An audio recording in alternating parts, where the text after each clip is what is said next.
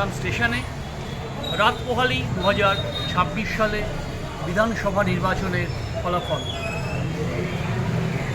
কোন দিকে পাল্লা ভারী আমরা সেটাই জেনে নেব পথ চলতি মানুষের কাছে। সাধারণ জনগণ কি চাইছে।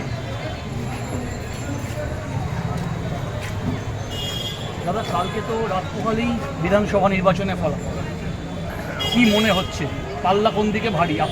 সাধারণ জনগণ হিসেবে কি চাইছেন? আমাদের মোটামুটি এখানে টিএমসি মোটামুটি কাজ করেছে, খুবই উন্নয়নমূলক কাজ করেছে ওদের টিএমসি। রুটিনটাই আমাদের এখানে মোটামুটি ভালো ঘটেছে। মধ্যমগ্রাম বাদ দিলে আপনি সামগ্রিক পশ্চিমবঙ্গের ছবিটা যদি বলেন, আপনার কি মনে হচ্ছে? তাতে খুব কন্টেস্ট হল ওখানে মোটামুটি দু সরকার পেরিয়ে যাবে টিএমসি। বলছেন তৃণমূলই আবার ক্ষমতায় আসবে? হ্যাঁ, ক্ষমতা সে আজকে রাত পোহালেই বিধানসভা নির্বাচনের ফলাফল, যেটা অধীর আগ্রহে সমস্ত পশ্চিমবঙ্গ অপেক্ষা করছে। বিশেষ করে এবার আলাদা নির্বাচন, কি মনে হচ্ছে, কি মনে হতে পারে পাল্লা কোন দিকে? আমার থেকে যতটুকু ধারণা মোটামুটি 50-50 চান্স আছে। 50-50 চান্স আছে। পাল্লা কোন কমার্শিয়াল কেউ দিতে পারবে। পাল্লা কোন দিকে ভারী? মোটামুটি তো আমাদের যে আইডিয়া হয়তো তৃণমূলের দিকেই ঢুকতে হবে। সাধারণ মানুষ হিসাবে আপনাদের কি কি চাহিদা? চাহিদা আমাদের তো চাকরি, মেন তো চাকরি, ভালোভাবে বসবাস করার, এটাই আমাদের দাবি। কন্যাশ্রী, যুবশ্রী, এই যে বিভিন্ন ভাতাগুলো বা লক্ষ্মী ভাণ্ডার, এই যে বিভিন্ন ভাতাগুলো, এই সব ভাতাগুলো কি সাধারণ মানুষের কোনো কাজে আসছে? হ্যাঁ, অনেক উপকার আছে, এমন এমন ফ্যামিলি আছে অনেক উপকার আছে।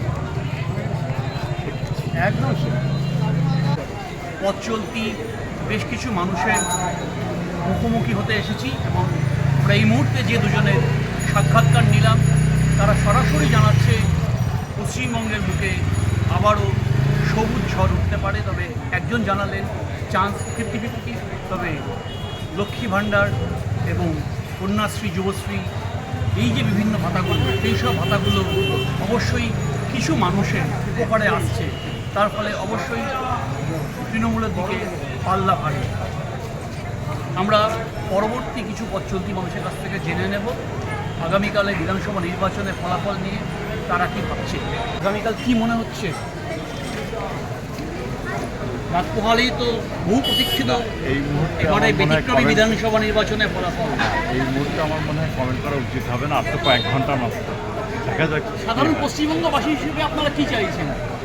ঠিক আছে, কয়েক ঘন্টা মাত্র তো আছে, কয়েক ঘন্টা পরেই দেখবো। আর এখন এই মুহূর্তে আর কিছু বলতে চাচ্ছি না।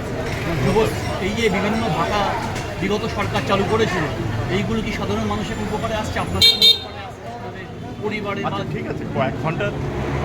Thank you. নির্বাচনের ফলাফল বহু প্রতীক্ষিত, এবারে অন্যরকম বিধানসভা নির্বাচন, কি মনে হচ্ছে এবারে কোন দিকে পাল্লা ভারী? সেটা কি করে বলবো, যেটা ভালো হবে সেটাই হবে। কন্যাশ্রী, যুবশ্রী, এই যে ভাতাগুলো, এই সব ভাতাগুলো কি আপনাদের কোনো রকম সুবিধা দিচ্ছে? হ্যাঁ, সুবিধা দিচ্ছে। হ্যাঁ, লক্ষ্মী ভাণ্ডার পেয়ে আমরা খুবই খুশি। সামগ্রিকভাবে আপনারা কি চাইছেন, পরিবর্তন না প্রত্যাবর্তন? সেটা আর কি বলবো, এটা আর কিছু বলার নেই। কালকে রাত পোহালেই তো বিধানসভা নির্বাচনের ফলাফল, কি মনে হচ্ছে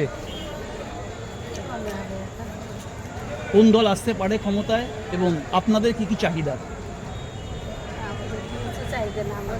এই যে দিদি এত ভাতা দিচ্ছে, বিভিন্ন রকম ভাতা, কন্যাশ্রী, যুবশ্রী, যুব ভাতা, লক্ষ্মী ভাণ্ডার, এইগুলো কি আপনি? কিছু চাচ্ছি না।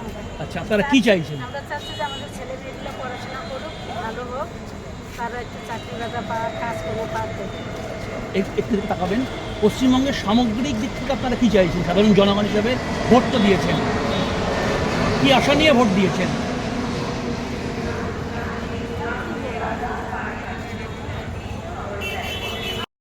রাত পোহালেই তো বিধানসভা নির্বাচনের ফলাফল, বহু প্রতীক্ষিত বিধানসভা নির্বাচন, বলা যায় এক প্রকার ব্যতিক্রমী, কি মনে হচ্ছে? কি মনে হচ্ছে আমি কি জানো, লোকে যা ভোট দিয়েছে সেই রেজাল্টই হবে। ভোট তো আপনারাও দিয়েছেন। তাও দিয়েছি কি, তাতে কি হয়েছে কি? আমি ভোট দিলে একা ভোট দিলে হবে?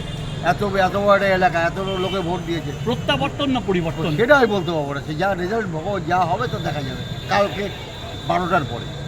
সাধারণ মানুষ কি চাইছে আপনারা? আমি সে কী করে বলবো সাধারণ মানুষ আমি কি চাইছি আমি জানি না, সাধারণ মানুষ কী বলবো। আমরা স্টেশন এবং স্টেশন সংলগ্ন বিভিন্ন সাধারণ মানুষের জনমত তুলে ধরলাম ইন্ডিয়া অল টাইম নিউজের চ্যানেলে। রাত পোহালেই পশ্চিমবঙ্গ বিধানসভা নির্বাচনে বহু কাঙ্ক্ষিত ফলাফল, যে ফলাফলের জন্য আপামর পশ্চিমবঙ্গবাসী আগামীকাল অপেক্ষা করে আছে কি হবে সেই ফলাফল। কেউ কেউ সরাসরি বলছে যা ছিল তাই, হয়তো কেউ কেউ আড়ালে আবদালে পরিবর্তনের পক্ষে, কেউ বা বলছে 50-50, আবার কেউ কেউ অস্ত্র করে তুলছে লক্ষ্মী ভাণ্ডার সহ বিভিন্ন খাতাকে। এখন দেখার বারাসাত প্যারিচরণ বিদ্যালয়ের স্ট্রং রুমে